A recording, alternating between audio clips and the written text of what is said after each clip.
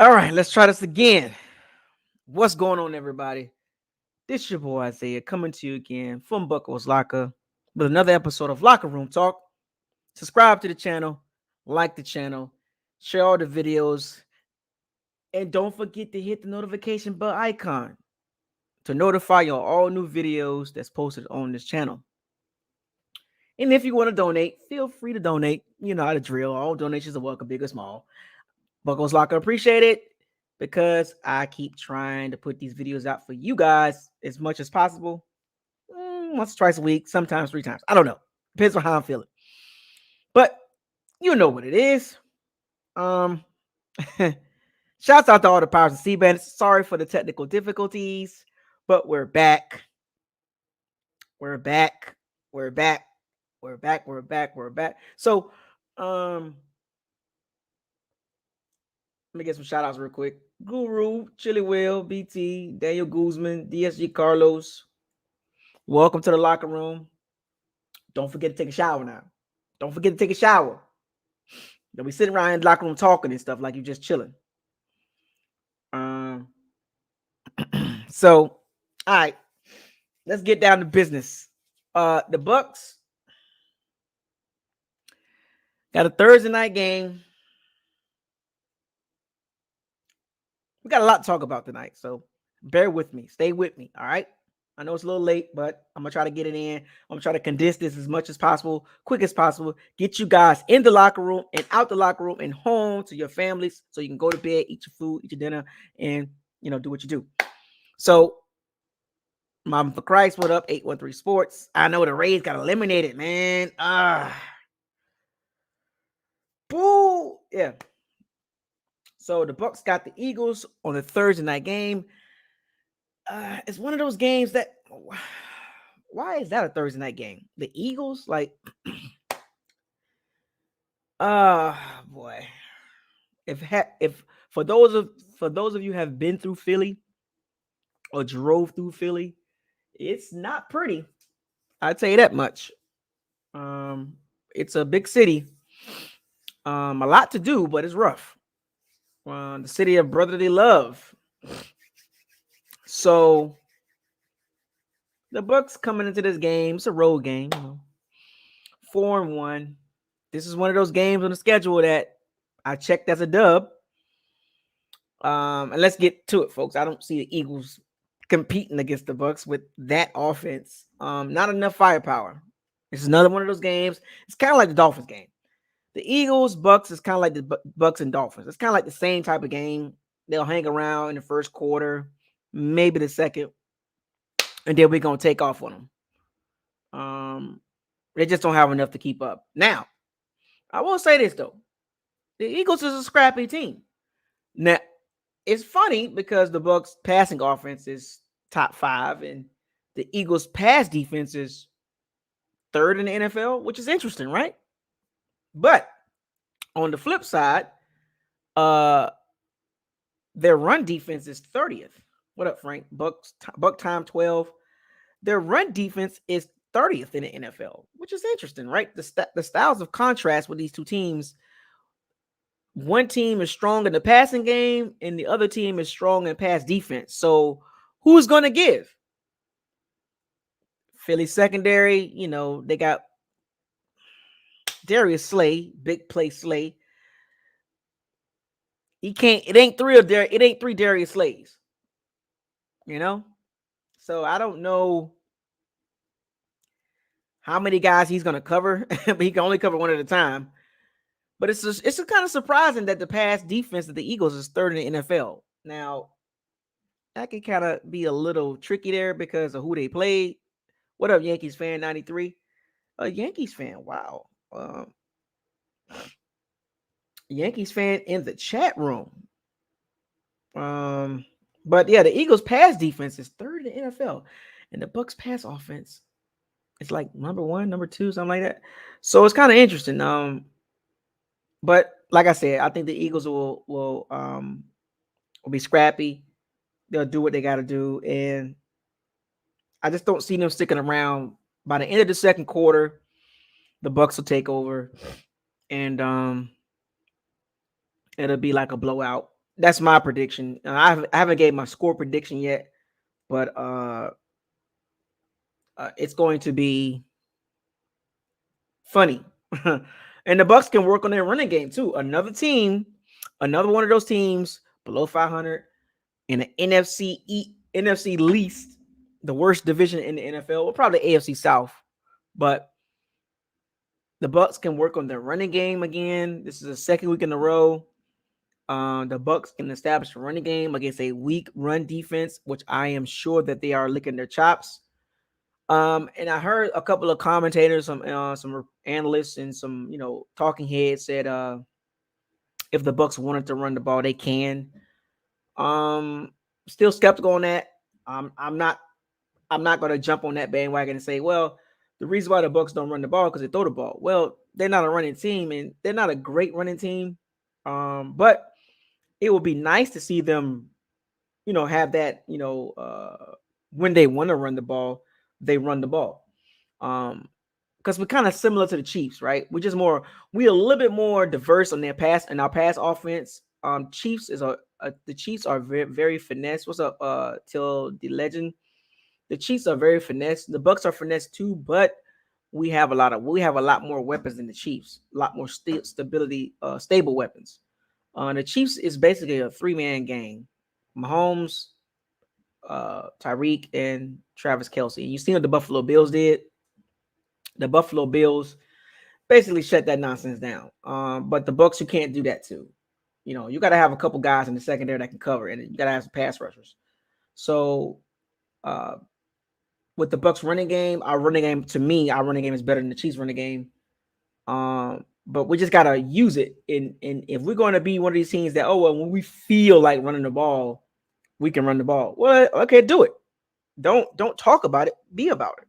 Because I just can't run off of a media narrative saying, well, the Bucs don't run the ball because they don't feel like it. No. Not a great run blocking team. Not a great running team as of right now. Now, if they have the mentality to want to run the ball, I want to see it again. Now, the Dolphins defense is not good against the run. The Eagles defense is not good against the run. But when you go back and look at the other games, the Bucs didn't do so well. So I just find it hard to believe that, well, whenever the Bucs feel like running, they'll run it. No, man, no, because there's 32 other teams in the NFL, and the Bucs are at the bottom. Man, make it make sense. You know what I'm saying? You can't have it both ways. You know what I'm saying? We're a passing team. Our strength is passing, but if the Bucs want to be a little bit more balanced, this is another game that the Bucs can use to build confidence in the running game. That's run blocking and the running backs, because Fournette has the hot hand right now. And unfortunately for Ronald Jones and Keyshawn Vaughn, they're non-factors. Rojo will get a couple carries here and there, but those carries just to kind of give Fournette some breathing room, or a breather, right? Because Fournette plays a lot of snaps. And now Giovanni Bernard is getting involved in third down. So Rojo's presence on the field is pretty much back burner now. Like, who talks about Rojo now? It's unfortunate because he's not a bad player. He never could quite get over the hump. And a lot of us tried to defend Ronald Jones in the Dork Cutter, DORK, in the Dork Cutter era. We tried to defend Rojo, but Dork Cutter didn't believe in him. And then Arians came along, and Arians was kind of shaky on Ronald Jones. And second year in the system is like, he's still at the same.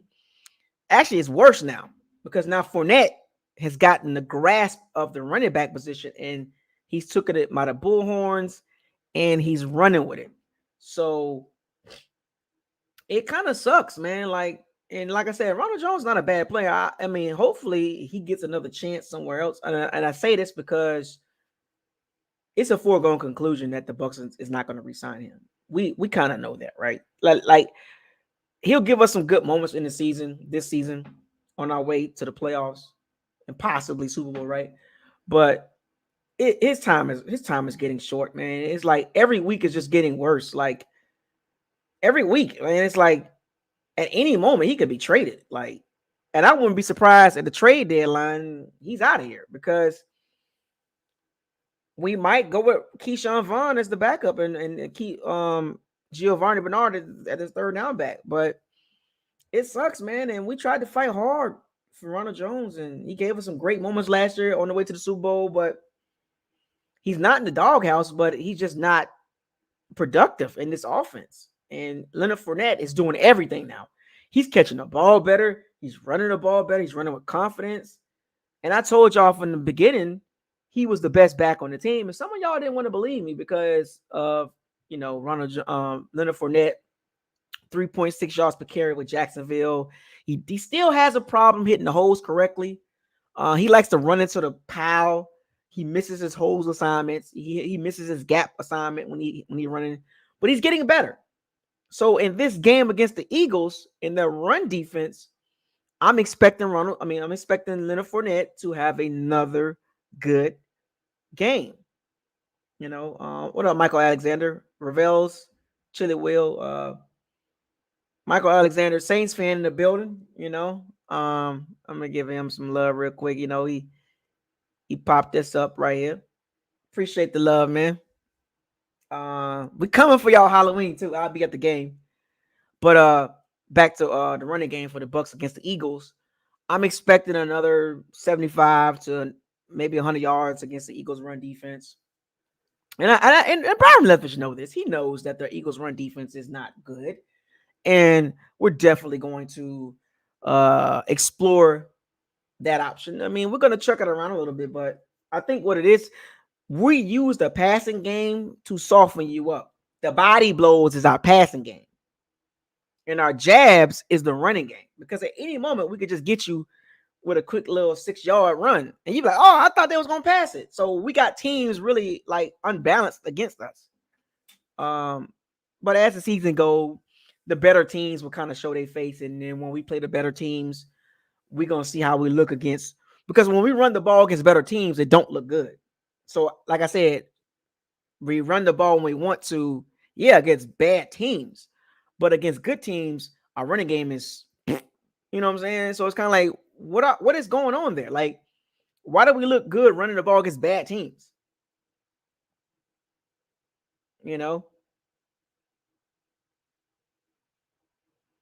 So I'm not understanding that. You know what I'm saying? But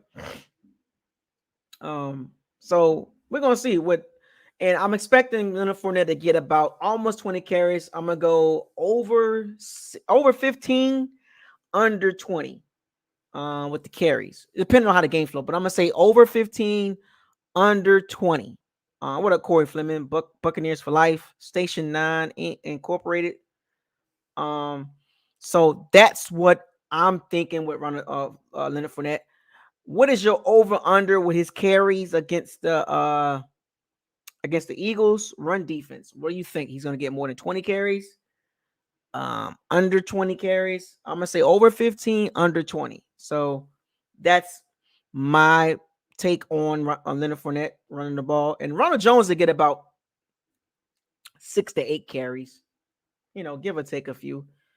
I'll be surprised to get more carries than that because I think, they know that Ronald Jones, he has the hot hand right now. I mean, you kind of want to go with that. You kind of want to go with that, and at any moment, Fournette can get hurt because he can be injury prone. He can get nicked up. And we do have insurance with Ronald Jones. And I'm sorry, folks, but I got to spend time talking about the running game because we already know about the passing game. We already know about Mike Evans, and Chris Godwin, and Antonio Brown, and Rob Gronkowski, Cameron Brate, and number 80, Giovanni Bernard, Leonard Fournette in the passing. We already know what we got in the passing game. So how many times I got to keep talking about that? I'm going to start talking about other things a lot more, and I'll touch on the passing game in a little bit, but I want to get to this O-line because the O-line has been doing a great job pass blocking. Now, outside of number 76 having a couple of brain fart, outside of Donovan Smith having a couple brain fart plays, but for the most part, Donovan Smith has been playing great ball. I still don't think he's $18 million left tackle, but Hey, that's my opinion. Y'all know how I feel about $18 million on Donovan Smith. Unless he proved me wrong. But until then, I don't think he's worth that much as a left tackle. But that's where the market at. And they got it. That's his cap hit next year. But Ali Marpet is having a quiet, great year. Ryan Jansen, he's doing a great job. Alex Cowper, I haven't said his name too much, which is good, which lets me know that he's doing a good job as well. And of course, our all pro, kind of like our second team all pro right tackle, uh, Tristan Wirfs, he's having a good season as well. You know, it could be better, and he'll get better. You know how it is. He's just too good of a player to just be, average, right? It means above average. He should be at the elite level, but we got a lot of games to go. I personally think he'll be a better left tackle than right tackle. I think he'll be an elite left tackle. I mean, he's already elite right tackle, but I think he could be at the Tyrone Smith level, the Jason Peters, the Larry Tunsil, Jonathan Ogden, Ronnie Staley, Andrew, like at that sustained left tackle, Teron Armstead, those left tackles that's been around for, like, he can be at that level for a long time if they ever decide to move him to left tackle, which I think they will at some point because he's young, and Donovan Smith will figure that out at some point, and I think at some point he will emerge over to the left tackle. Donovan Smith is like 27, 28, so he's still got a lot of years left in him, but when you got to pay Tristan Wirfs, are you going to pay Donovan Smith $18 million, $19 million? Even if Donovan Smith ascends and gets better, do you want to play two tackles? Do you want to pay two tackles, which you probably should? Both tackles making over $18 million. I mean, the Saints kind of got that situation. The Cowboys at some point, with Lydell Collins, will get paid a lot of money. The Ravens had that situation with Orlando Brown and Ronnie Staley. But Orlando Brown got traded, so not too many teams got two tackles they paying a lot of money to, if that makes sense. So it's a rare thing, because it's a lot of money. So in a couple years from now, we're gonna have to decide: do we continue to keep Donovan Smith and Tristan Wirfs? Because when Tristan Wirfs gets his contract up, he gonna want to get paid $20 million, $21, $22 million. And I'm like, dang, like, we gotta sign these other guys. You know what I'm saying? So stay tuned for that. But in all, coming into this game against the Eagles, the O-line has done a tremendous job pass blocking. Run blocking has been iffy because the Cowboys game wasn't great. The Rams game wasn't even there.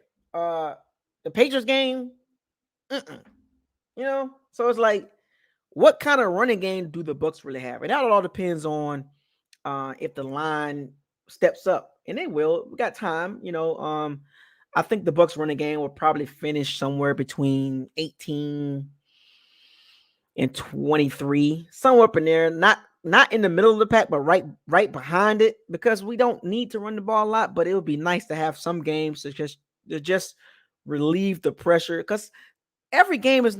Some games you're gonna have bad games passing the ball. We've seen that already. You know what I'm saying? Like, and you can still throw for 250, 275 yards, even 300 yards, and still lose.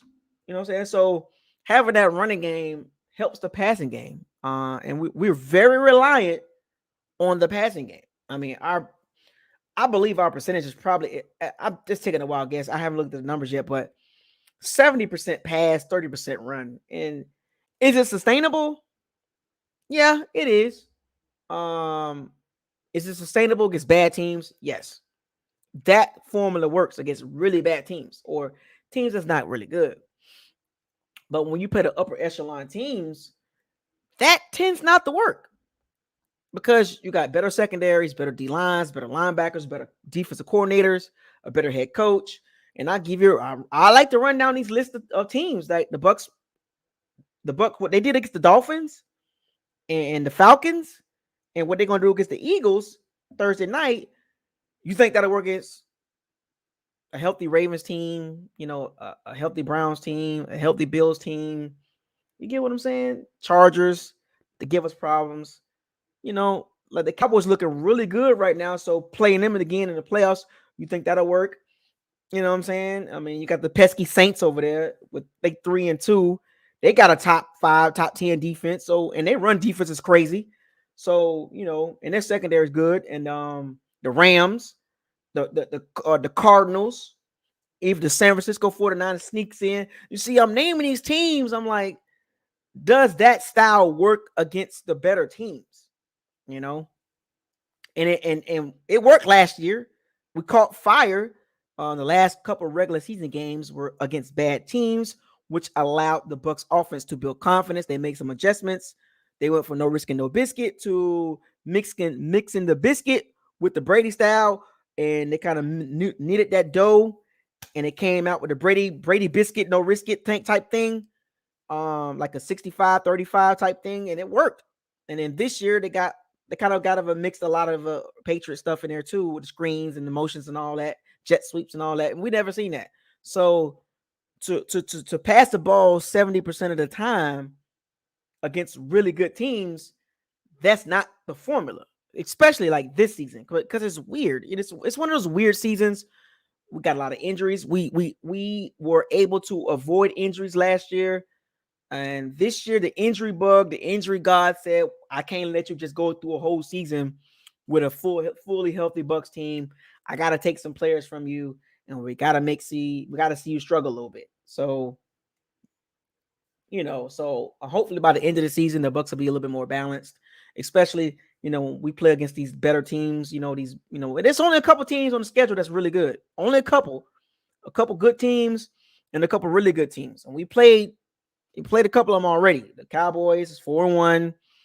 The Rams, the Patriots was solid because of the coach. And then we got the Saints twice. We got the Panthers twice. Still not sold on the Panthers. And we got the Bills.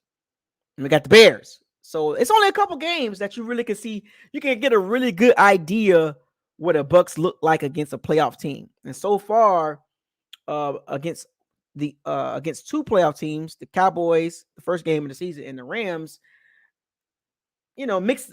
It's a mixed bag. So when Falcons, Dolphins, Eagles, what does that really tell you about the Bucs? That's a dub. That's all it tells you. It's a dub. Oh, we got a super chat.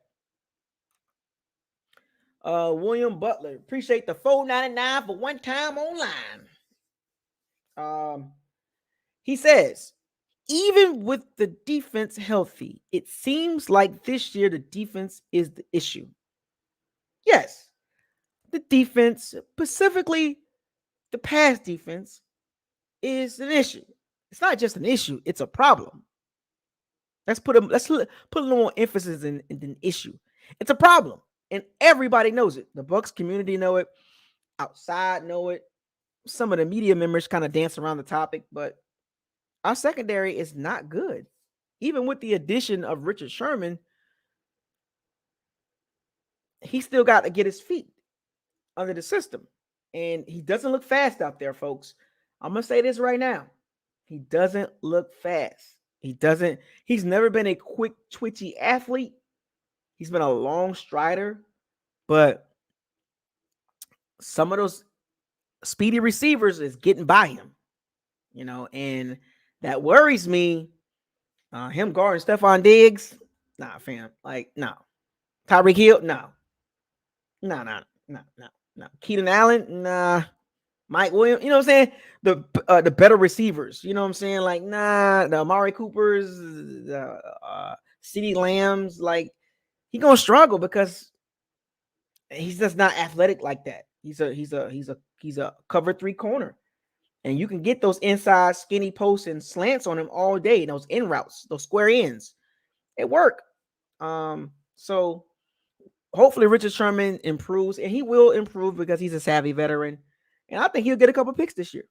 I honestly think he'll get a couple picks, and make some plays, But that I think he'll be more beneficial for the Bucs in the playoffs. He'll be really, really, really, really, really beneficial for the Bucs in the playoffs. That's when you're really gonna see the value of signing Richard Sherman. Like during the regular season, he get his feet wet. He hasn't played football in a while. Get the system under his belt. It'll take him probably till like week 9, maybe, to kind of get really comfortable. And then the stretch run, he's gonna do his thing. And in the playoffs, you're gonna be like, man, Richard Sherman is a lockdown corner against the right receivers. So stay tuned for that. Now, let's get back to this Eagles game. Now, with the Eagles, now we're going to shift over and I'll touch back on the pat. Well, before I even go to the defense, let's talk about the Bucs pass offense versus the Eagles pass defense. Now, Eagles pass defense is good, but it's always a but.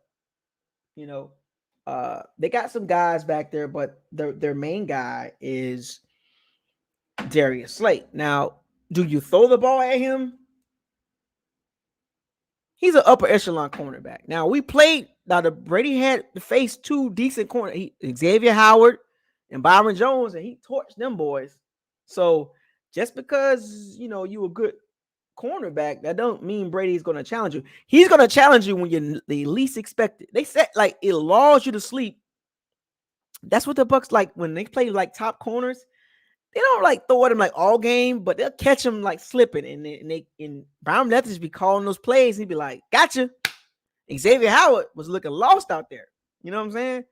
So I thought that was funny, and I thought they weren't going to test him like that, but they caught him slipping a few times, and I think they'll do Darius Slay like that too.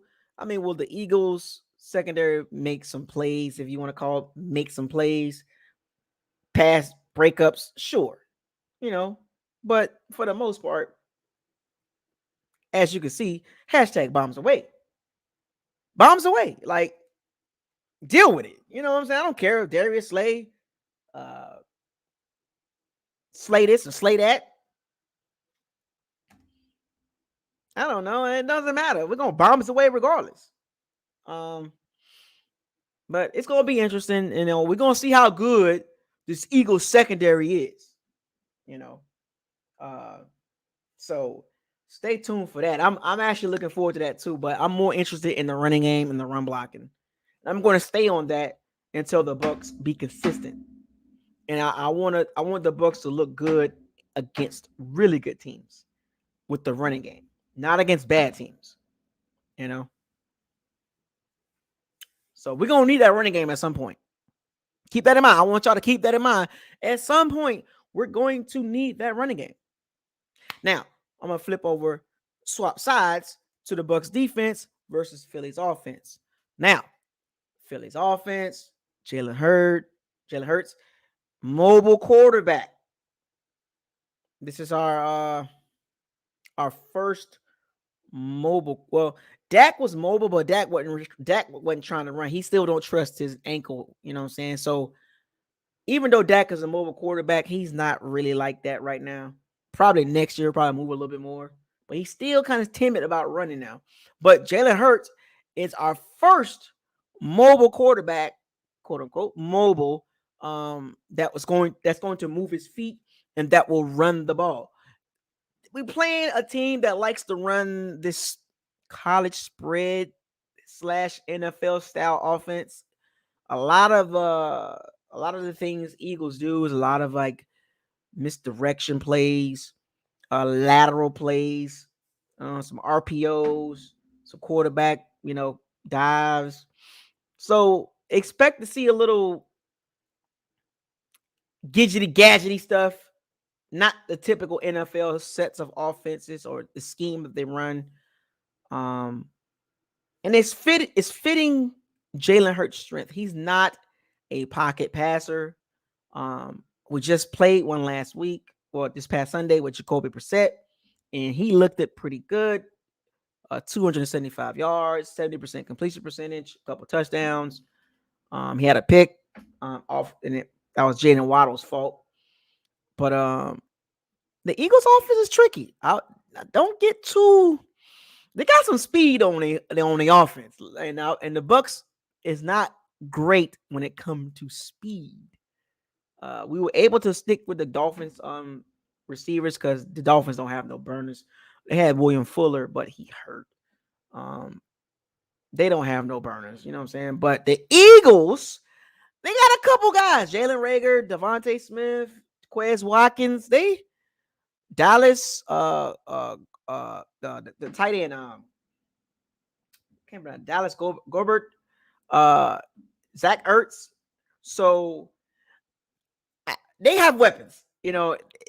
This is not the Dolphins' weapons. A better quarterback, the Dolphins' weapons look better. But the Eagles' offense skill position is healthy. And all these guys are quick. And what do the Bucs have problems with? Quick receivers. So it's going to be interesting with Russ Cockrell, Richard Sherman, right? Jamel Dean. Remember now, Jamel Dean, he's going to be bigger than every Philly receiver. But he don't have the quick twitchy muscles to stay with him, stay with any of them. So they're going now. Let me go ahead and say this now. The Eagles offense will move the ball because of how they scheme things. And they got very quick receivers. And they got two good tight ends. So do not get mad if the Eagles is moving the ball between the 20s.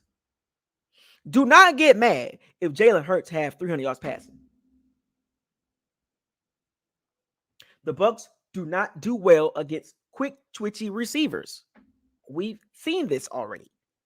Cowboys, Rams. We've seen this already.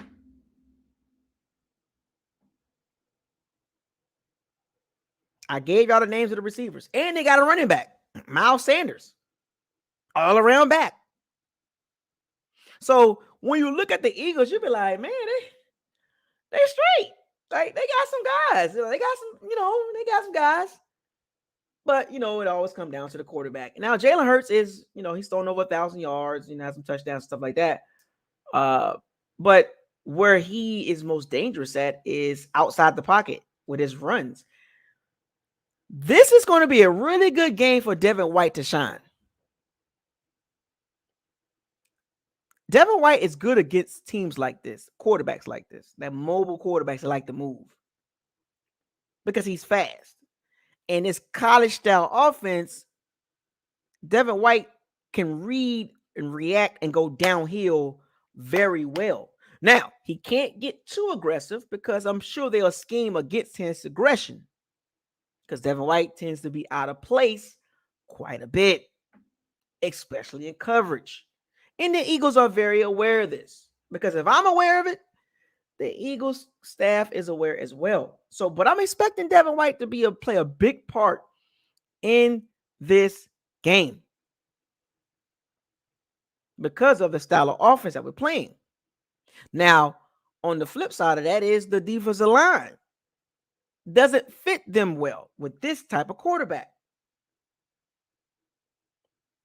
Jalen Hurts is mobile. JPP, Shaq Barrett, William Golson, Dominican Sue, Vita Vea, they don't do well against up-tempo type offenses. Those are big guys, except for Shaq Barrett, but you get what I'm saying. They get tired very quick. And the Eagles will run up-tempo.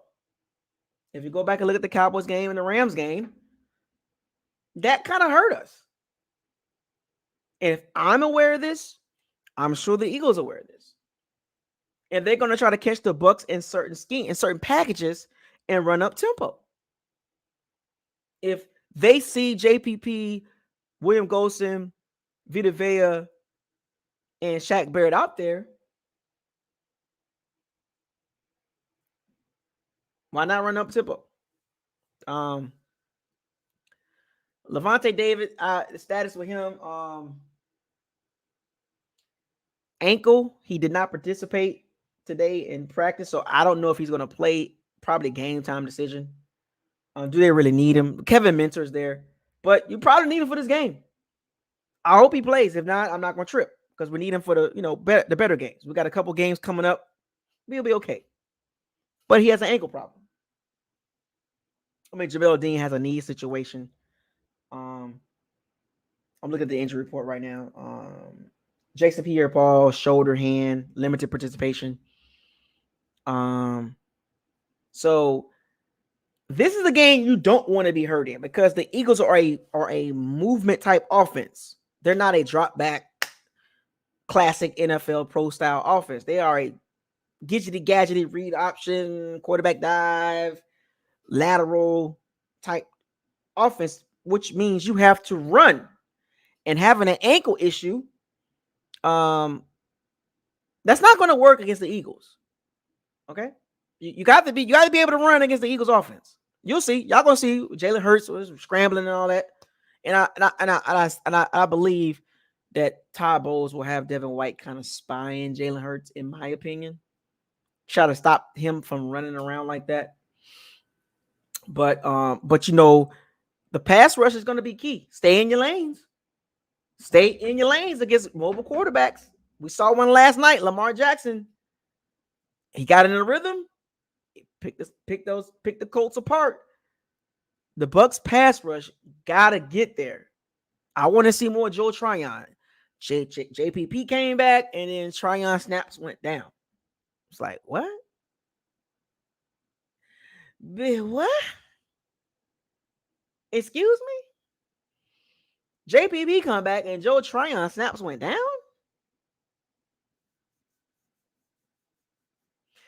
I'll rock with your JPP, but what? Joe Tryon is productive on the field when he gets a lot of snaps. Let the boy play. I'm sorry. Let the young man play. He's there. He's an impact player, and we need that type of pass rusher, and specifically in this game. Where's the race car package? JPP, Shaq Barrett inside, Devin White and Joe Tryon on the outside, or Levante David on the outside. You know what I'm saying? Like, where is that package? Y'all remember that package when they had Levante and Devin White on the outside linebackers, and they had JPP and Vita Vea and Shaq Barrett on the inside? Where's that at? I haven't seen that yet. Has anybody seen that package yet? Has anybody seen that crazy race car package when Devin White and Levante David is at the outside linebacker position? But can you imagine this? Levante David, Devin White on the outside, Shaq Barrett, JPP, Joe Tryon in the inside. Do you know how much chaos they can cause with that? With that 5-man pressure?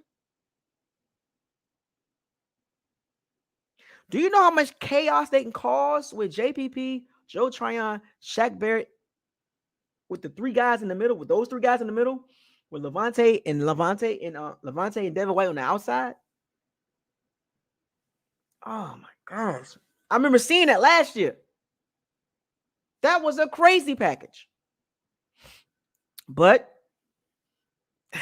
the Bucs blitz packages have not been productive. And the numbers for the Bucs blitz packages, and I haven't went into details, but the Bucs blitz package numbers, like the amount of times that the Bucs have blitzed with their sacks and their pressures, something's not right. Something's not clicking. Something's not clicking with their blitz packages. And it looks like to me, offensive coordinators have identified what the Bucs are doing with their blitz packages, because it's getting too easy to complete passes now. They're throwing into the blitz, and they're completing about 70% of their passes. I think we give up the most third downs or completion percentages per opponent's quarterback. That's pretty bad. Now, I don't know if Todd Bowles is holding some plays back, but he does a lot of hard blitzing, not a lot of zone blitzing. He blitzes hard. Like, that's the guy coming. Like, I don't know if he's coming. I think he's coming. Oh, he didn't come. He can't. You know what I'm saying? Like, he blitzes hard. He's a hard blitzer. And what I mean by that is that guy's coming. If Devin White is lined up close to the line of scrimmage within a certain amount of yards, most likely he's blitzing. So teams have adapted to what Todd Bowles is doing. Now it's time for Todd Bowles to make the adjustment, because it kind of is. And I'm a fan, so it's kind of easy to identify who's blitzing with the Bucs. It is. It's Antoine Winfield Jr. when he's in the slot, he's blitzing. Devin White when he's close upward of center, or if he's within 3 yards of the center, it's a delayed blitz. See, I'm calling this out. If I see this, what does that tell you? Now they do some run blitzing, but I don't care about that. The Eagles has a spread option team. 4 wide, 5 wide. They do what we do, but just more of a lateral, a horizontal team. They're not a vertical team. It's like get the guys the ball, get them in space, let them make plays. And they have the guys to do that. So this is going to be an interesting game.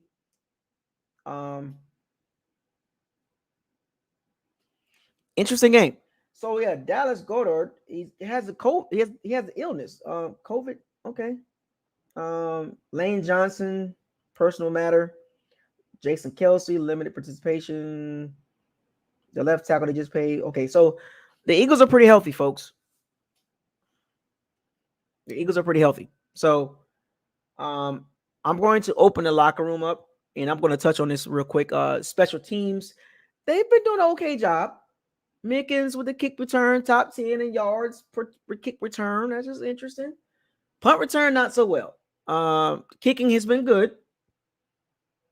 Pretty good. Suckup has only missed 2 field goals, I believe. So 2 kicks. So that's good. The punting has been pretty well. I'm still not sold on Keith Armstrong. I don't understand. I'm not a fan of Keith Armstrong. The way he schemes his special teams. I hope it don't come and bite us in the butt at some point, if that makes sense. So, so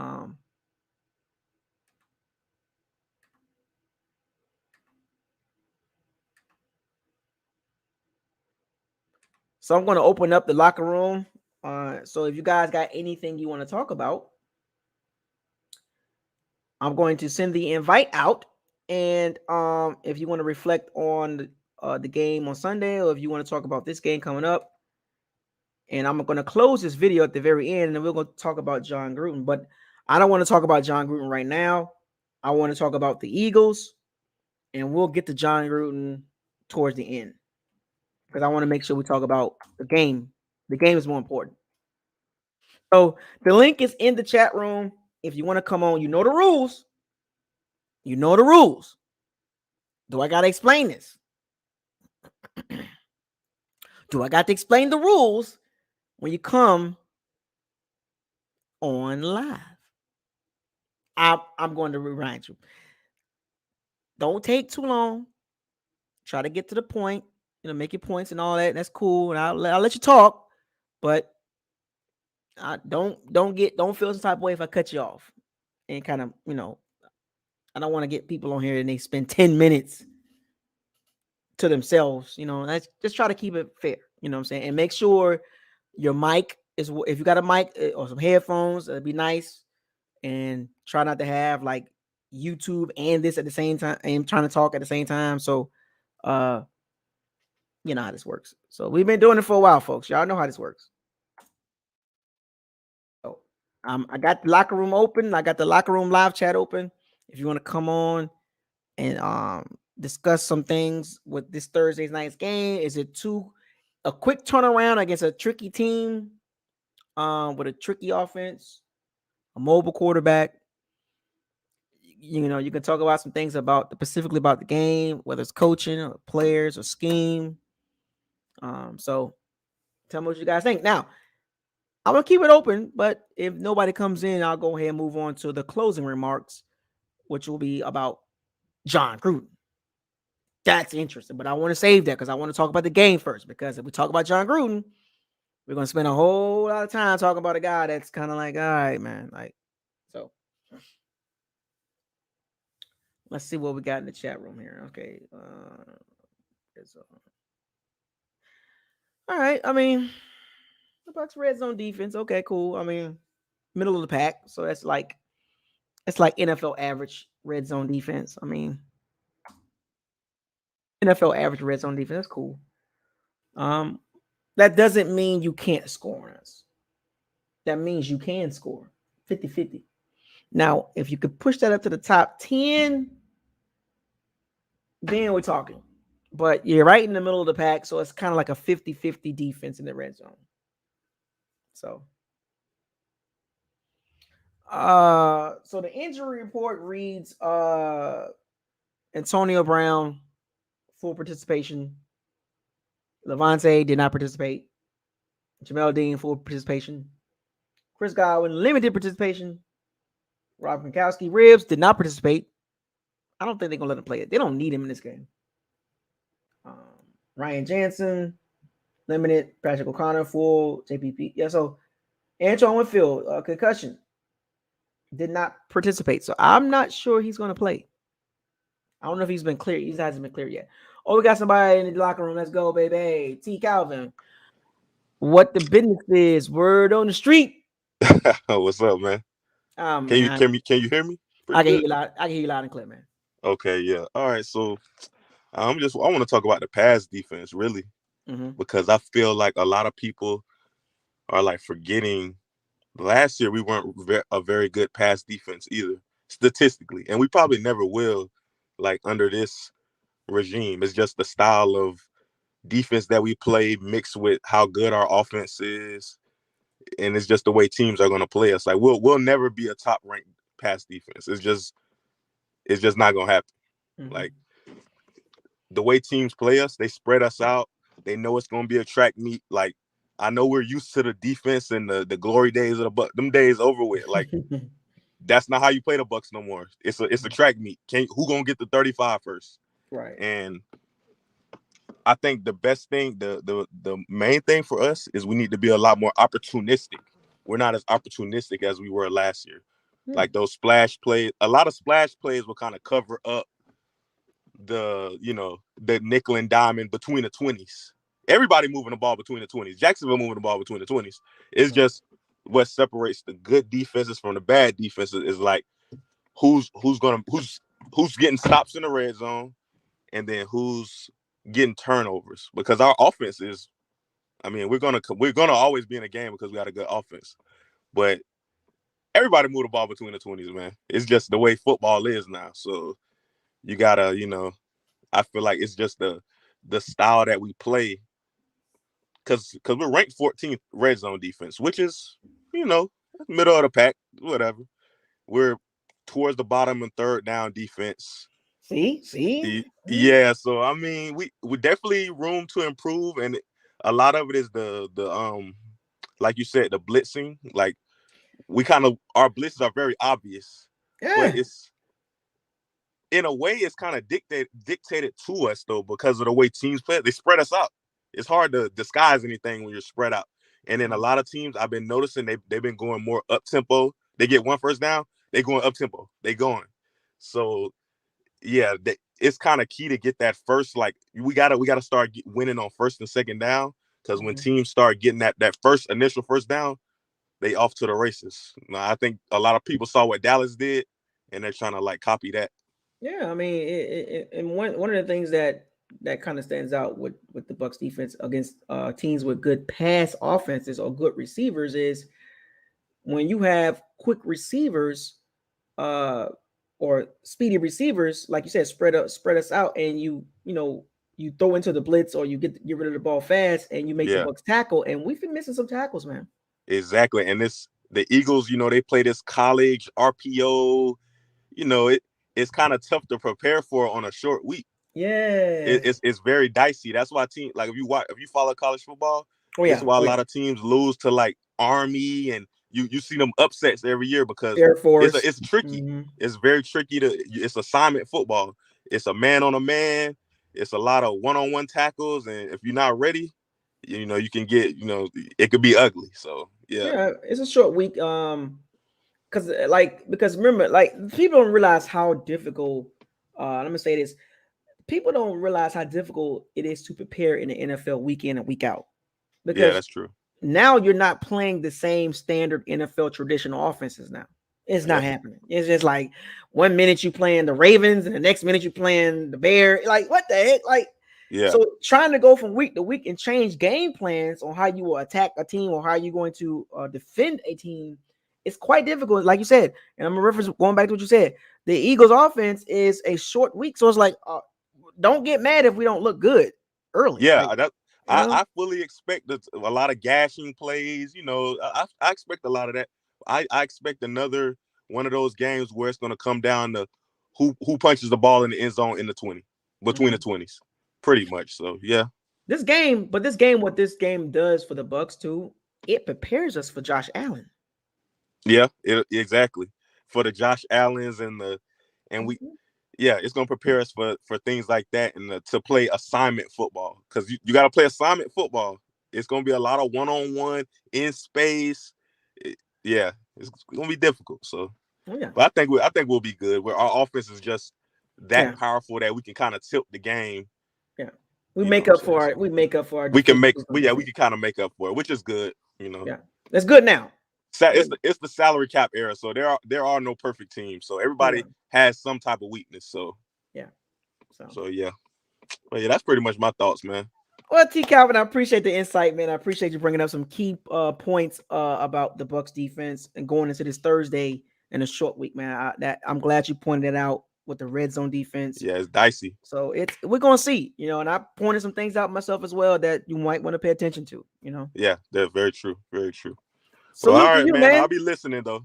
Salute, Calvin, man. What y'all show him some love, man. He has some good insight on the game this Thursday, man. Salute to you, All right, man. salute, bro. We got somebody else coming on in at Dallas Sports. What the business is, word on the street. What's going on, man? Go Bucks. What's going on, man? I'm here, man. We here. Go Bucks. What you got for us, Yeah, man? I wanted to come on here and talk as a fan and everything. I'm also a YouTuber myself, but I wanted to just talk like with the injuries this week and everything. Especially, I saw news about Gronkowski and Levante David and guys. Um, I mean, the Bucks have good rotation and starters and depth, but with some key guys out, and I'm not going to take a team like the Eagles lightly. I mean, are you concerned about this game, especially with all the injuries out? And, what is it that you would say is the biggest threat the Eagles have towards the Bucks? So my concern about this game, like Calvin mentioned, is a short week, and it's preparing against a non-traditional NFL offense, and we haven't seen this yet. So, and it's a mobile quarterback. So my concern is with defensively is gap integrity. You can't leave your Absolutely. lane because Jalen Hurts is going to take off. He is. And And they extend have plays. yes, they have receivers that are really fast and quick, and the Bucks have problems against those type of receivers, i.e., Robert Woods, Cooper Kupp, Amari Cooper, CD Lamb. They have problems against that type of receiver, and Eagles got three of them. So that's my main concerns, with those things going on this week, and the guys that's out, Antoine Whitfield, concussion, didn't participate in practice today. So, Mhm. and it's Tuesday. So what's going on? And Yeah. then Levante David didn't participate. It's Tuesday, you know. Yeah. So And I mean, we still got some key guys on there, and I do like our depth, but like you mentioned, I mean, even a guy like the Devontae David who's better than that, who I would say probably, I trust the guys like behind, but I think definitely not having him, at least for right now that we know of, is kind of it's not really a good thing. mm-hmm. I mean, I don't expect. I mean, it's Tuesday, so I'm gonna just go. I'm gonna go out on a limb and say this: if he didn't participate today, tomorrow is Wednesday, and tomorrow, Wednesday is that kind of that walkthrough. Short week. Do you want to risk that? Against the Eagles, we should be able to kind of like pull this out without Antoine and Levante. Yeah. Because we have enough depth there, and then our offense will make up for it anyway. So Yeah, I would agree, but I mean, hey, like you just said, the offense. I mean, as long as as long as we got guys like Evans and Godwin and Brady, I think that's all we really need, man. I think they're aware of that. So I think Arians and Lethwich and even Bowles, they aware that the injuries that we have in the secondary, we just got to outscore people for right That's now. true. Like we just outscore them, if they want to play catch up, good luck. You know what I'm saying? Yeah, for sure, man. But hey, thanks for letting me come on. I just want to get your thoughts on that. Go Bucks.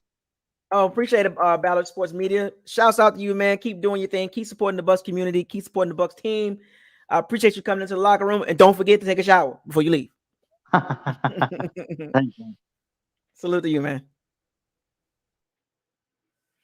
Yeah. So Ballard Sports had some good points too. And he asked me a good question. My main concerns, and for me to reiterate, our main concerns on the short week against this type of offense, it can get tricky. So I want people to understand this. Don't get upset if we give up some big plays. This is one of those weeks, like short weeks. Every team has a short week. There's no exceptions. So we can't go with this. Well, it was a short week. No, no, no, because this is a part of the NFL. This was expected. This was on the schedule. The Bucks are aware of this game. They have a scout team. They have people on the staff to go scout the teams. So if the Bucks give up some big plays, I wouldn't sweat it. I might say something about it and say, "Man, what you doing?" But in the back of my mind, I'm like, "Well, it's a short week. It's not an easy offense to prepare. Only a few teams run this type of offense. Ravens, Eagles, the Bears. Who we got next after the Eagles, which is interesting, right? Jalen Hurts, Justin Fields, similar quarterbacks as far as what type of scheme they like to run. So it's going to prepare us for not only for now, but also against Justin Fields and Josh Allen. So, you know, but we're not a healthy team. We're just not a healthy team, folks. And it's kind of like it sucks because we were able to avoid this last year. And this year the injuries are there, man. And it's when you think you have depth until the injuries hit key spots that you really didn't expect it to hit. Now, secondary, a healthy Bucks team, we have depth.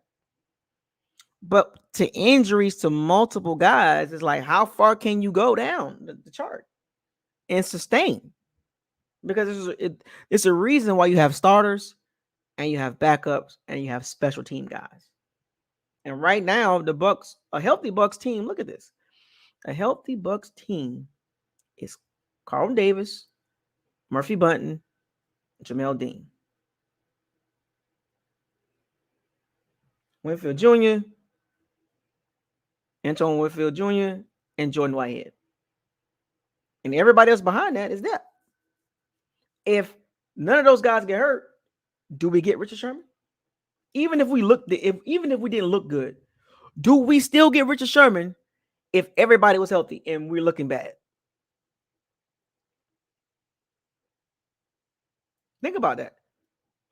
Do we still get Richard Sherman if Murphy Bunton don't get hurt, Carlton Davis don't get, you know what I'm saying? Do we still pick him up and the defense looking that bad? Probably not. So you see how that works? Richard Sherman would probably go back to the 49ers or the Seahawks if we didn't have injuries. Because if we didn't have injuries, then what's the use for Richard Sherman? Even if we looked bad, if we looked the same right now, but everybody was healthy in the secondary, do we get Richard Sherman? Probably not. So it's kind of like a gift and a curse at the same time. You don't wish injuries on nobody, but hey, we got Richard Sherman, right? But y'all seen how he looked on the field. And I mentioned this before. doesn't look like you don't in key moments. You hope that he shows up because so far he's looked okay, which is good. But in the long term, is that Sam? Can he take it to another level?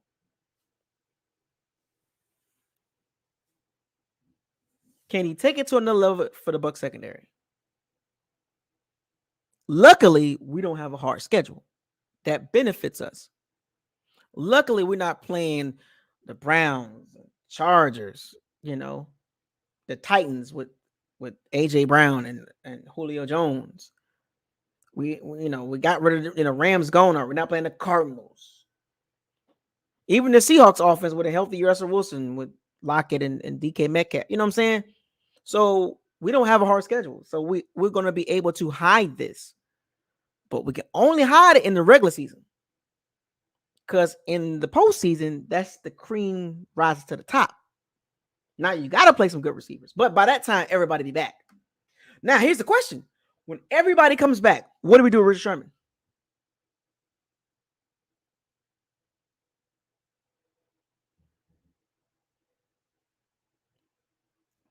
Carlton Davis come back in 4 to 6 weeks. Murphy Bunting most likely going to come back towards the end of the season. What do we do with Richard Sherman? Is he still starting?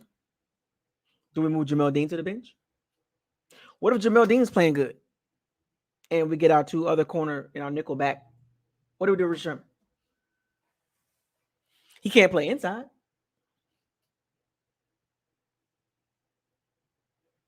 Interesting. I didn't think about that, did y'all? I didn't think about that. Carlton Davis back at outside. Murphy Bunting at the slot nickel. Jamel Dean on the outside. And if he's playing well towards the end of the season, everybody back healthy. All right, Richard Sherman, I'm going to need you to sit to the side. Because you ain't going to take Murphy Bunting's spot. You're not a slot. Richard Sherman in the slot is a death penalty. You asking to get killed. Because they're going to pick on him all day. Because he can't turn and run like that. He don't have the quick twitchy muscles. Cover 3 cornerback. But it's going to be interesting when everybody's healthy. What do they do with Richard Sherman? I'm sure his snaps is going to decrease. Now, Carlton Davis can line up in the slot to a certain degree.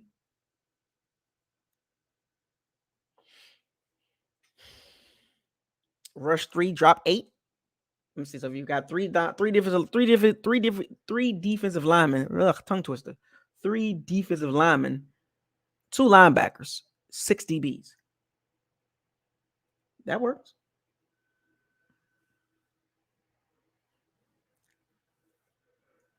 Yeah, I said that. That works.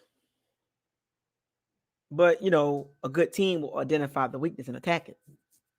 I.e., look at their game last night.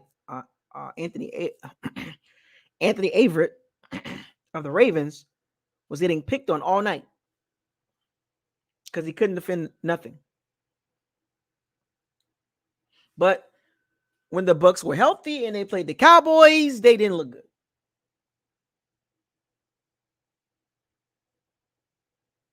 But we're talking about a top 5 receiving core. And in the playoffs, that's what you're most likely going to see.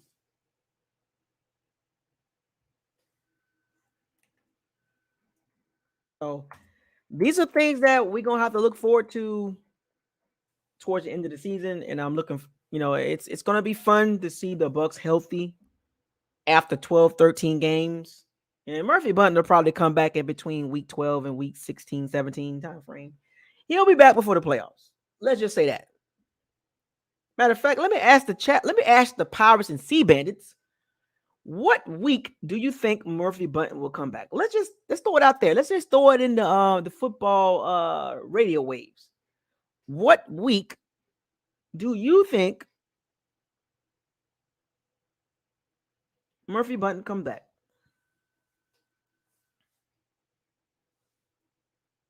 Because we're gonna play a lot of dime. Carlton Davis, 4 to 6 weeks. with a quad. Murphy Bunting. We're at week 5 right now. I took my guess already. What y'all think? So Halloween, week 12, week 10, week 11, week 10, week 10, week 9. So what? Halloween? Okay, one person said Halloween. After the bye. After the bye is week 9, right? So you don't count that, right? Was it week 9? Week 10. So we get Murphy Bunting back. Carlton Davis. Let me see. So Carlton Davis already missed the game. So he'll be back in 3 to 5 weeks. So he'll probably miss. He missing this game. And then he'll miss the Bears game. That'll be 3 games he missed. And then the opportunity for him to come back is the Saints game. Probably gonna need him. More than likely, we're gonna need him in that game. Because for some strange reason, the Bucs don't play well against that team. The last several years, when you look at the games the Bucs played against the Saints, Michael Thomas has been a problem. Now, Carlton Davis did shut him down in the playoffs. This is good. But we're going to need him in that game. Hopefully, he comes back at week 8, which is the Saints, which will be perfect. Yeah. Yeah, week 8. Because you want to have your top cornerback. Those divisional games, especially like a game like that, and I always throw that game out there because I know it's a couple weeks away, but that's one of the games I circled, and you want to have your horses ready because all their guys coming back, like literally, they got 8 starters missing, and they got to bye this week. I like, I'm talking about divisional games now. Panthers, Saints, Falcons. The Saints have a bye this week. The Panthers playing and the Falcons playing. Saints have a bye. They're 3-2. They play the Seahawks. Well, I live in New Orleans, so I know this. Play the Seahawks and then the Bucs. So they're getting everybody back except for David Onyemata. So they've been winning games with half of their starters missing. So a healthy Saints team in week 8 against the Bucs, that's going to be a tough game. I say this, and I say it. I live in New Orleans, so I know what's going to happen. That game is going to be tough. Both sides going to be healthy for the most part, right? Gronkowski be back. Carlton Davis, hopefully he back. Everybody's firing on cylinders.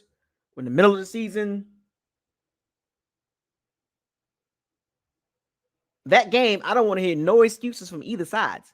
If we beat the Saints, I don't want to hear no excuses from the Saints fans. I'm going to be talking mad cow boo-boo. And if the Saints beat us, I'm not going to give excuses. Because both teams are most likely going to be healthy. Which is interesting. Because we're one game up. We got to stay one game ahead. Because we got to buy. Because let's be honest. I mean, the Panthers are cool, but Sam Darnold went back to being Sam Darnold. There was hype. Sam Darnold. No. I told y'all. Slow down on the Panthers. Slow down on the Panthers.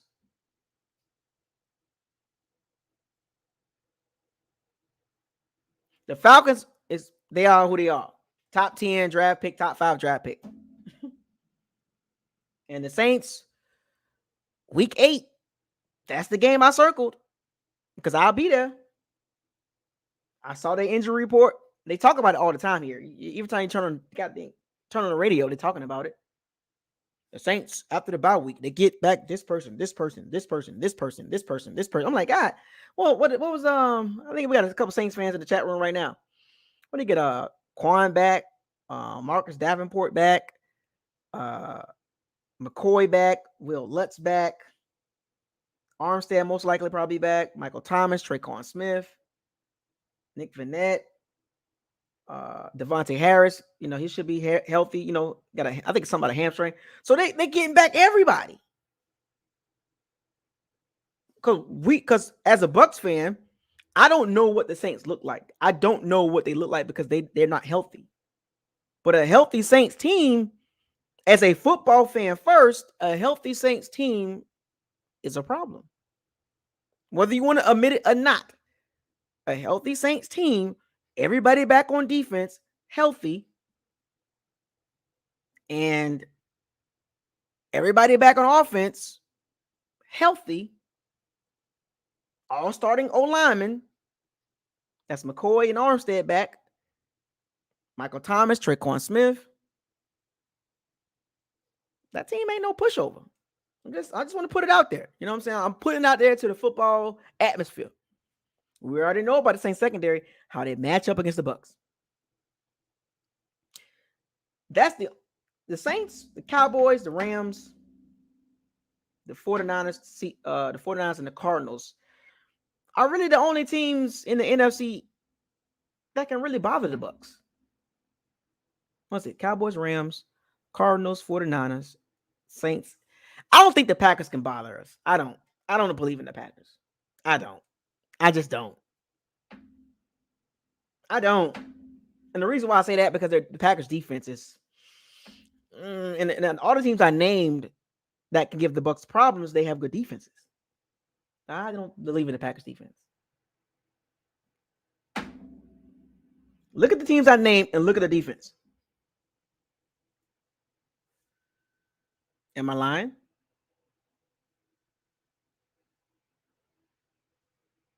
Just saying, But the Packers defense, nah.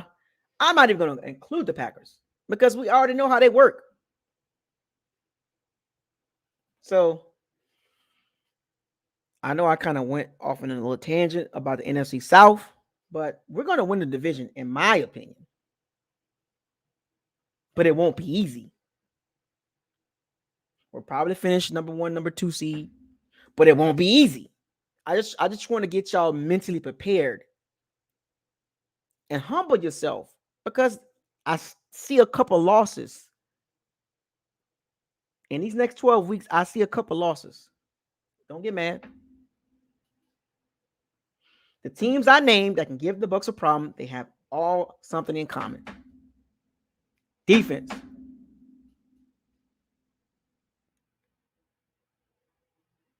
And the head coach.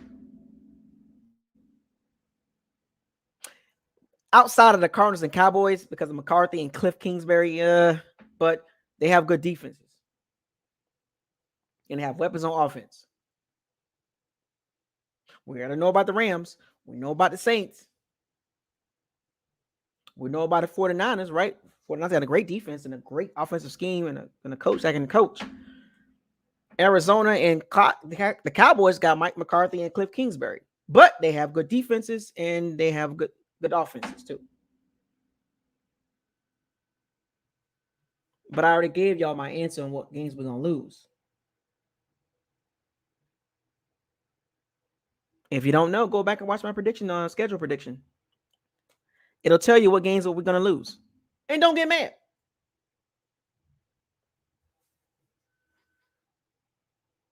So, yeah, it's going to be fun, folks, especially in the playoffs. Because everybody in the playoffs is good. All the good defense is going to be in the playoffs. More than likely, all the good defenses will be in the playoffs. If they have a balanced offense to sustain and not be okay, they're going to be in the playoffs. And guess what, Bucs? Rams, Cowboys. If the 49ers get healthy, the Cardinals. And I'm not sure about the Saints. I don't know if they're going to make the playoffs, but they're going to be right there. Wild card. And we don't want to see them in the playoffs, right? Because they're going to be chomping at the bit to get back at us. right? But we'll get there. But anyway, we'll get there.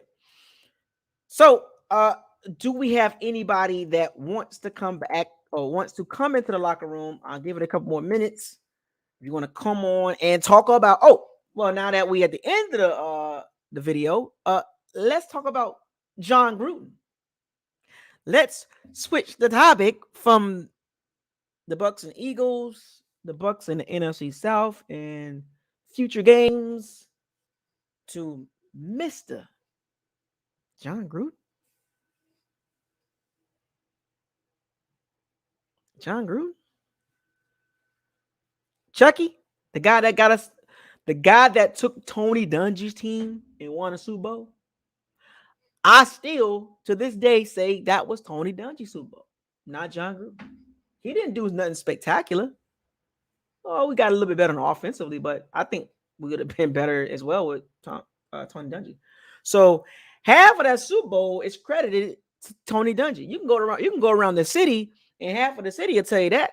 Half of the city will tell you that Tony Dungy Super Bowl. Half of the city will tell you that. That's Tony Dungy Super Bowl. John Gruden just happened to catch it at the right time, caught the wave. And he's been living on that wave for a long time. But several years ago, I think it was like 10, 11 years ago, some emails were sent out between John Gruden and some people in the NFL. He was talking about the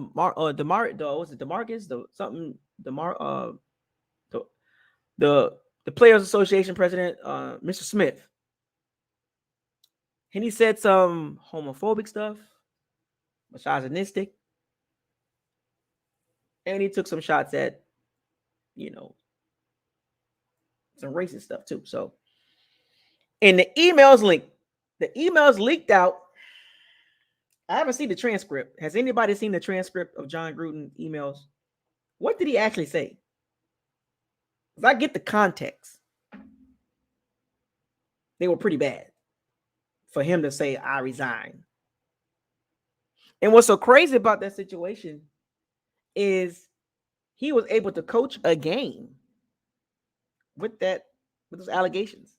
The NFL wanted the Davis family to act on it before that game. And he was able to coach one more game. Now they lost, but the reputation that John Gruden built over the years,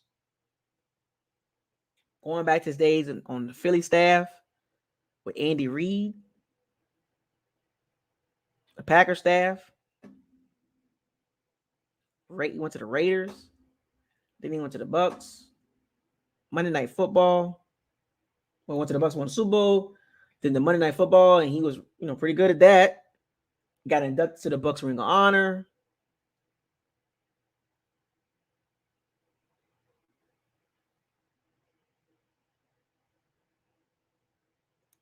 All that over some emails. And what's so interesting about this is I wonder how many emails, not just with John Gruden, but with other people that has made remarks like him. I'm sure there's more, but this just shows me that what's been going on for a long time. Now, I'm about to get deep with y'all for a little bit, so don't get offended. But this has been going on for a long time in football. When I heard about the news with John Gruden, I'm like, what took y'all so long? He ain't the only one.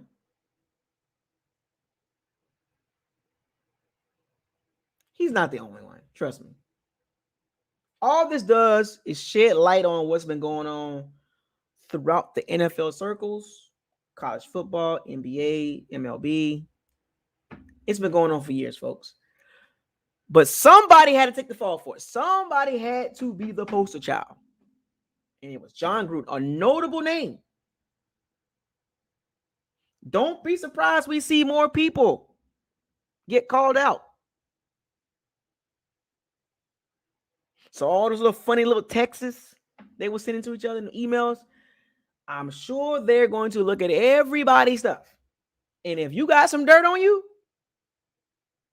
in the words of Morgan Freeman, good luck. Good luck. Because I'm sure, I am positive that multiple guys in the NFL, like John Gruden, have said some derogatory things about the minorities. Front office, coaching staff, even down to the players.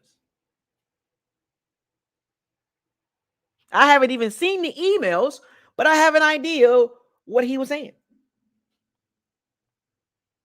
Because I'm in minority, so I have an idea what he was saying. And that's a bad black eye on the NFL, because people have brought this up in the NFL like it didn't exist. So they've been pushing this diversification. NFL got to be more diverse. The Bucs staff is one of the most diverse staffs in the NFL, and the NFL been pushing for this. Well, now they're pushing for it. Now they're going to push for it even more, from the coaching hiring. The ripple effect of these emails between John Gruden, that's a big deal. The ripple effect will have waves through professional sports, because not everybody's trying to delete stuff, trying to clean their closet out of skeletons. Yeah. Every type of sport or major sport, don't be surprised we see a record number of minority hires. This email has set the tone moving forward, or these emails. Because now every franchise that got opening spots, they're going to be like, it ain't us, because look what we got. It ain't us, because we got, But it shouldn't have to come to this. It shouldn't have to come to this. It shouldn't have to come to this point.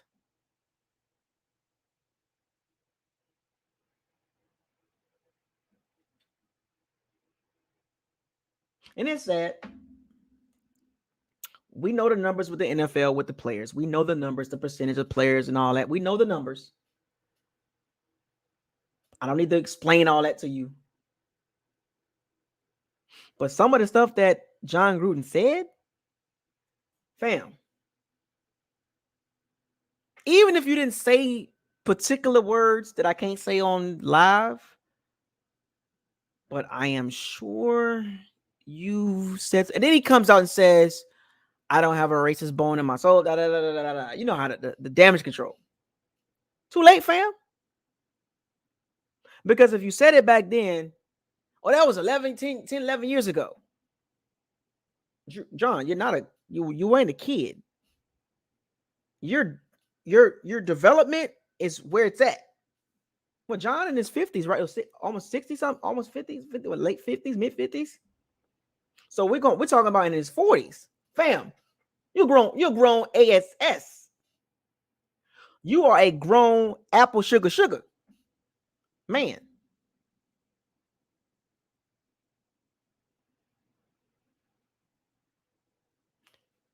You felt like this as a grown man. You are fully developed mentally. Now, 11 years later, you're in your 50s now. I'm good. No, man. No, John. Your career is done.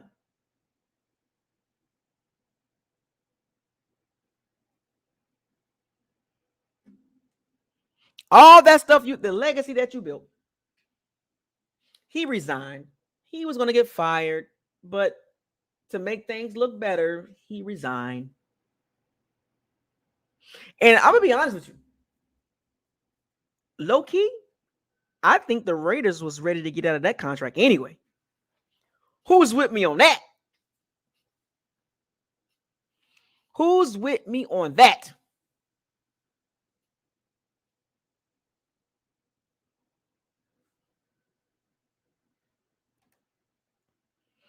Who's with me on that? I believe the Raiders was wanted to get out of that contract anyway. So they was like, look, man,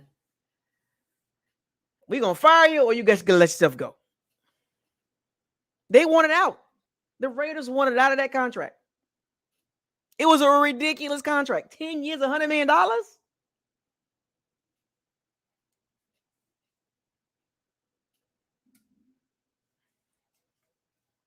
The Raiders wanted out of that contract. That was part of the reason why he had to resign.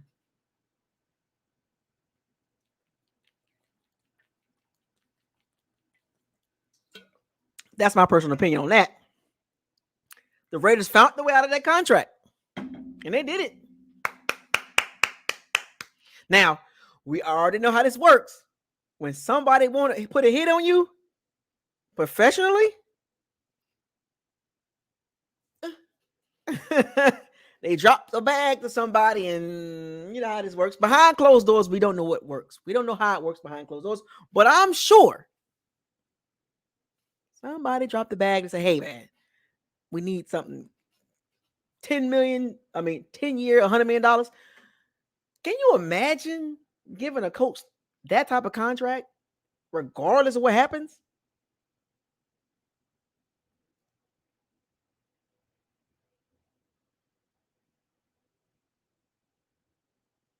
The Raiders wanted, I know he said his stuff in the emails and all that, but also the Raiders wanted, they wanted to get away from John Gruden.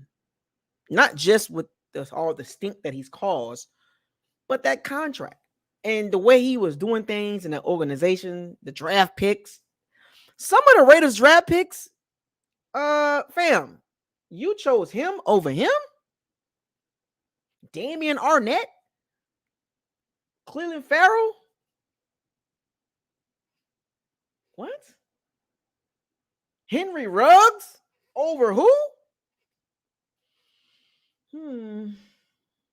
I'm just saying. Go look at his draft picks and who he took over certain people. Now, he's hit on some later round picks. But his first round picks? What you doing? That's one word. That's not multiple words. That's just one word. What you doing?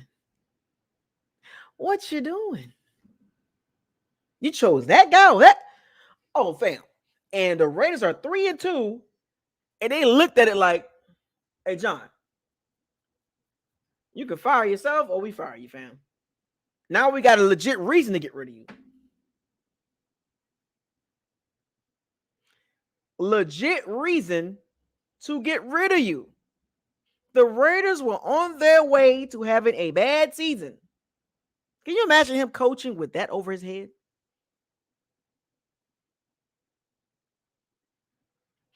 John Gruden needs to go into a rabbit hole and close the door. Oh, yeah, he traded Khalil Mack to the Bears. And then complained about not having a pass rush. You can't make this up in my Kevin Samuels voice. You can't make this sugar honey iced tea up.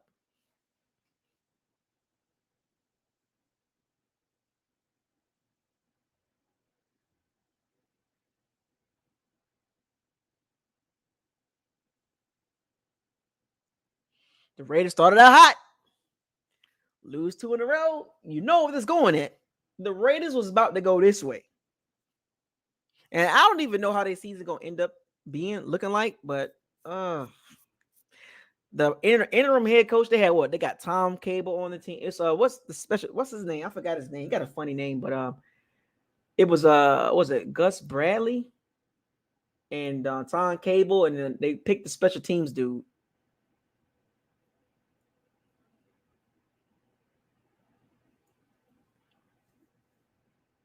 What's so crazy is they didn't pick Tom Cable and they didn't pick Gus Bradley to be the interim head coach. What does that say about them guys? Remember Tom Cable? He was a head coach. Remember when Gus Bradley was a head coach? they picked some random dude. Hey, you the interim head coach.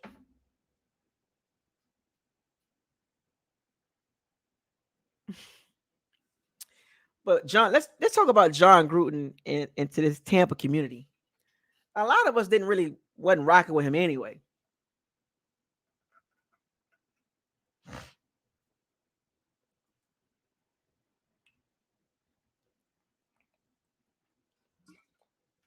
John Gruden lived off of Tony's Dungy Super Bowl for years until he got that Monday Night Football job, and then he started, separating himself from the Super Bowl.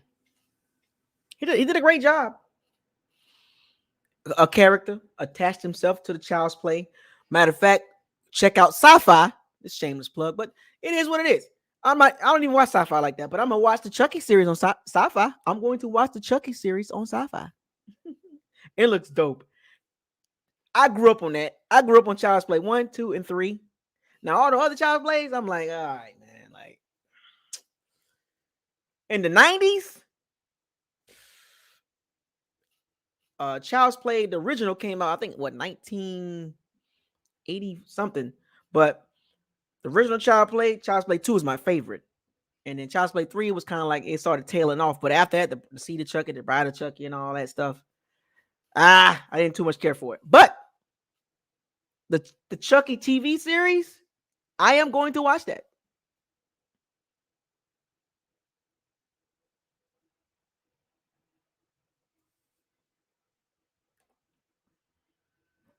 But yeah, let's talk about John Gruden to the Tampa community. So what? No, I mean, it is what it is. Like I wasn't the biggest John Gruden fan because of when we won the Super Bowl, it went downhill from there. He traded the veterans. I mean, he traded our draft picks. He traded some guys that were still productive. He got rid of Warren Sapp and some other guys. I was like, fam, he ran that franchise. He ran our franchise to the freaking ground because he wanted veterans on his team, and that came back to bite us in the butt. For several years, we didn't have any young talent to build upon because John Gruden wanted to trade the picks for veteran players because he doesn't like coaching rookies.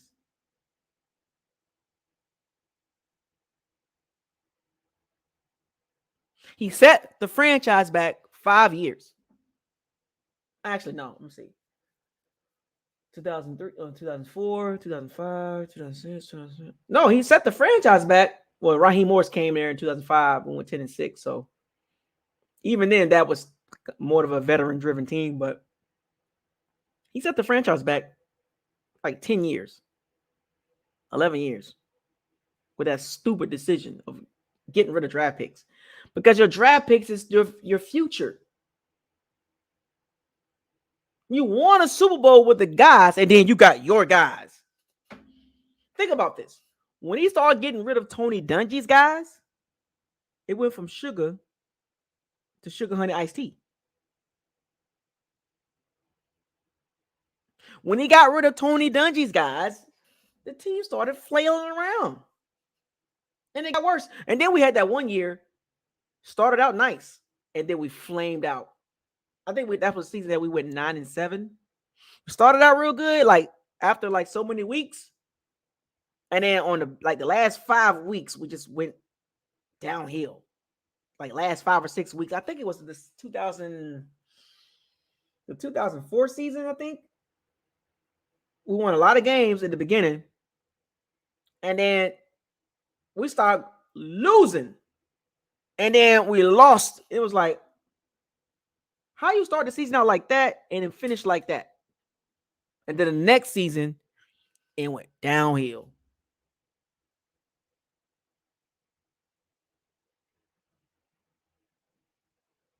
I'll never forgive him for that. Because we had a chance to establish something nice. But he wanted his guys. Yeah, exactly. What year that? That was 2003 or 2004. right? I think it was 2003. Yeah, how you go from winning the Super Bowl to flopping like that, and then not only flop, it got worse. 9-3. Yeah, exactly. I thought it was like 9-2. Yeah, it was 9-3, and then we lost. Like what the? Like what is going on here? It went bad. It went bad. What, 2007? Right? It was like, I think it was like, let me see, 2002 Super Bowl, 2003, 2004. Lost some draft picks, a lot of veterans, got rid of guys. I think it was like 2000. It was early 2000s. Let's just say that. I'm sure when y'all can look it up, but I remember that season. Not the exact year, but I remember it. We was doing really good. That's when it went downhill right there. Y'all see that right there? That's when it went downhill.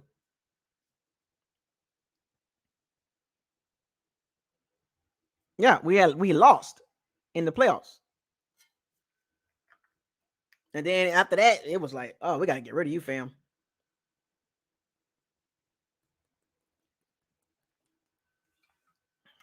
And after that, the Bucs didn't recover. Nope. Raheem Morris had one good year, and then that was it. Then he got fired the following year. It was a 3 years. He was there for 3 years. First year, they gave him a rebuild year, and then we went 10-6. The second year under Raheem Morris, and then the third year we went the other way, and the Bucs said no. Remember Mark Dominique, the GM? He was horrible with draft picks. Oh my! I'm having PTSD right now. I'm having PTSD. I'm having PTSD, folks. Mark Dominic, Raheem Morris. Then from Raheem Morris to Greg Schiano, from Greg Schiano to Lovie Smith, from Lovie Smith to Dort Cutter.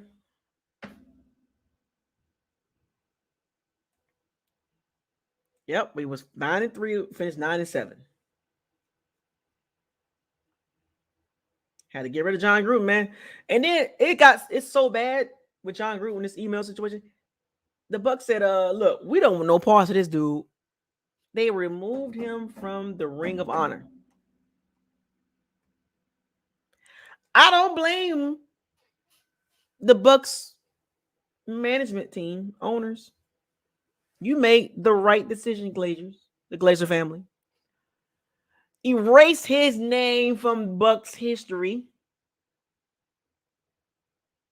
Because we don't want that stink with our organization. We have enough stink. If that makes sense, right? Oh, man, don't look. I'm having PTSD right now. I'm having PTSD. John Gruden to Raheem Morris, from Raheem Morris to Greg Schiano, from Greg Schiano to Lovie Smith to Lovie. Hey, look, I don't hate Raheem Morris, but he'll probably get another shot at the head coaching job, and it'll probably be his last shot. But he's doing good with a Ferrari that was already built. What was up with the Bucs culture, man? We just couldn't pick the coaches for some strange reason. Yeah, we ran through coaches like I ain't gonna say it like that. I had to catch myself. I was gonna say we ran through coaches like you get where I'm going with that. But yeah, man. John Gruden. If you mention John Gruden's name around Tampa now, it's gonna be like who? Who? You talking about the guy that look like Chucky? Oh yeah, man. You talking about the guy that won the Super Bowl with Tony Dungy team? Yeah, him. Yeah, okay, cool. I don't know what they're gonna do with the statue. I don't care. Melt it. Send it to him. He can put it outside his house. John Gruden Do y'all think he's gonna be on TV again? Like, analysts on a network talking about football. Y'all think he's done? Y'all think he's done with football totally? Let me see it in the comment section. Do you think John Gruden will be cut off? He's cut off. He's cut off every avenue of football with this email. Will he be like on TV talking about football? Like an analyst or a special guest, like a podcast, something like that. You gonna start a podcast? Yeah. People gonna follow him too. He got some diehard. He got some diehard fans. But as far as his days as being a coach, you see my lips. You see my lips. Mm-mm. Better start a YouTube channel like me. Instagram, Snapchat, Facebook, Spotify. Oh, so somebody said he'll be back on TV in a few years. Let this die down, right? They're gonna let it die down, and then they're gonna bring him back. Especially if the numbers on Monday Night Football looking bad. Hey, John, we need you, man, on Monday Night Football.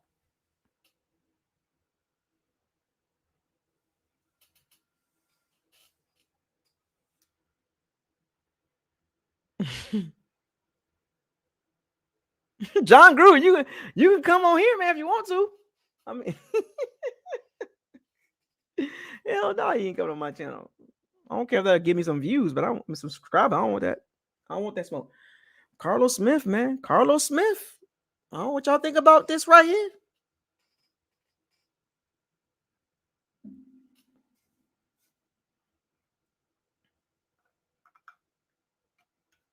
I mean, he was good in the booth, though. He was good in the booth.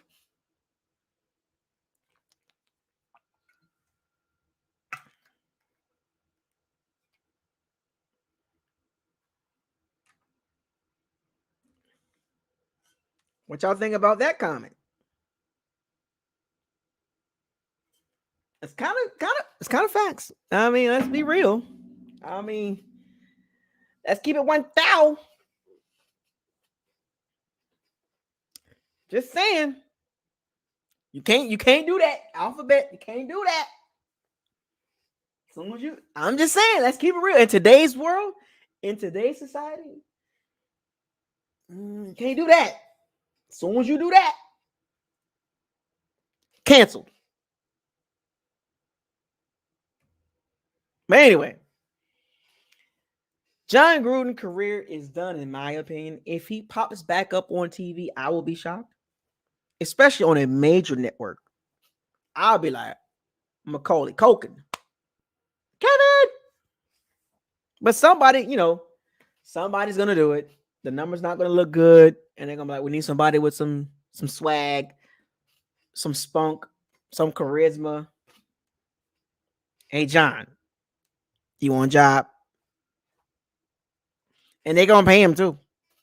So, I mean, he's still young enough to do that type of job, right? But give it a couple years, right? So, yeah, folks, John Gruden career is over, in my opinion.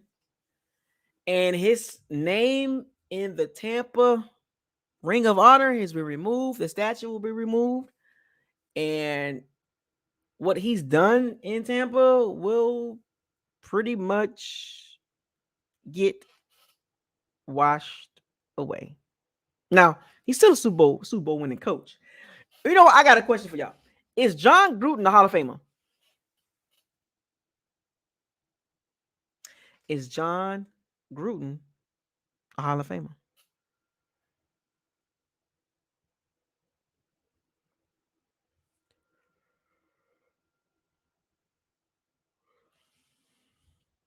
Is he a Hall of Famer? Will he get into the Hall of Fame? Let me hear it in the comment section.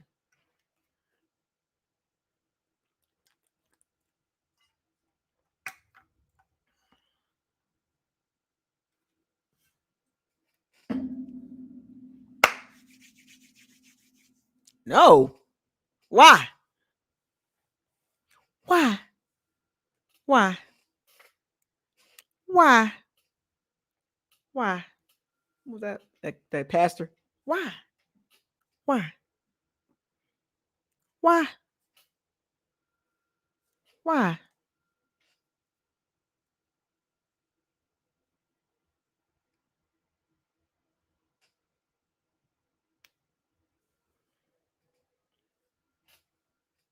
Say more of a gimmicky than okay. We'll see.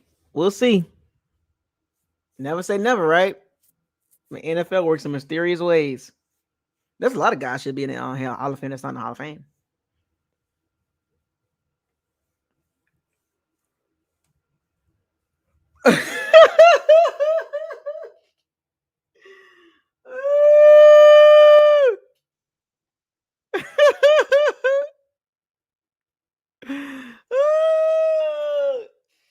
This boy wildin'. This boy wild. This boy wild, man. Hello, Wendy. Hi, I'm Chucky. Want to play? All day do we, Dembella. Give me the power, I beg of you. That's Chucky for you. Those of you that don't know what that is, the chant of changing souls, and from you got to change souls to get out of the doll to a body. For the doll becomes a human. I can't do that, Chucky. Sure, why not? Because you're an abomination against nature, and you have to be stopped. Charles. Y'all know what scene that is, right?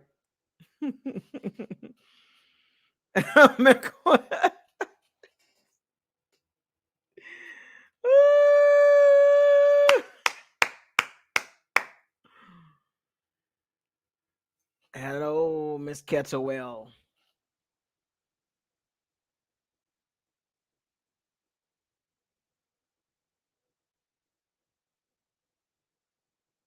Anyway,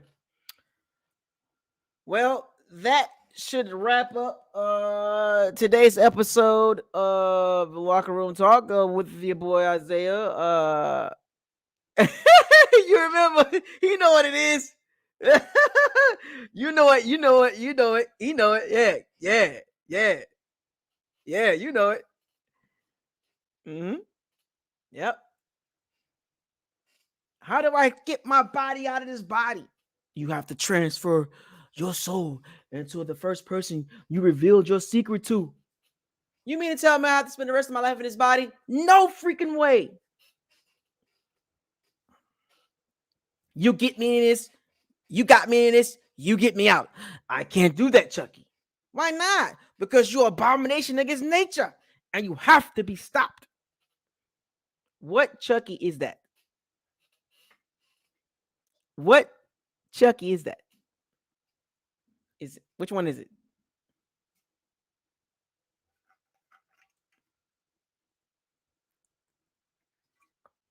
Kind of a movie nerd too. I'm about to watch Marvel's What If. I'm gonna finish watching the last episode. I can't wait for the Eternals. I saw Venom. But anyway, I'm not even gonna get into that. So thank you for joining. Thank you for joining. Thank you for joining Buckles Locker tonight. This is your host, Isaiah, coming to you again with another episode of Locker Room. You remember? Somebody got it right. So I ain't the only one, huh? So you know what it is. There you go. There you go. Here, somebody got it right. There you go. There you go. Got it. It was that one. It was that one. I'm about to go watch it. I'm about to go watch some Chucky. I'm about to go in my Chucky mode. Anyway, thank you for joining. Shouts out to the Voodoo Man. Shouts out to all the Pirates and Sea Bandits. Thank you for joining the Buckles Locker tonight. We talked about Thursday night game, and then we talked about the NFC South a little bit, and then we touched on the John Gruden topic as well. Thank you for joining. Thank you for coming out. God bless. Good night.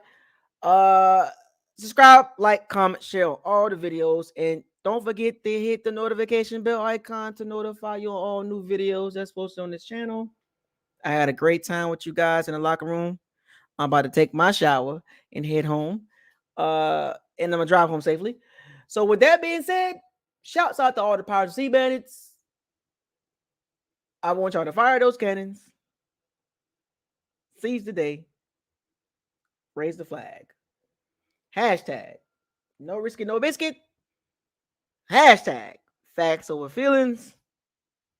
And hashtag bombs away. I'll see y'all Thursday night. Go Bucs. I'm out. Peace.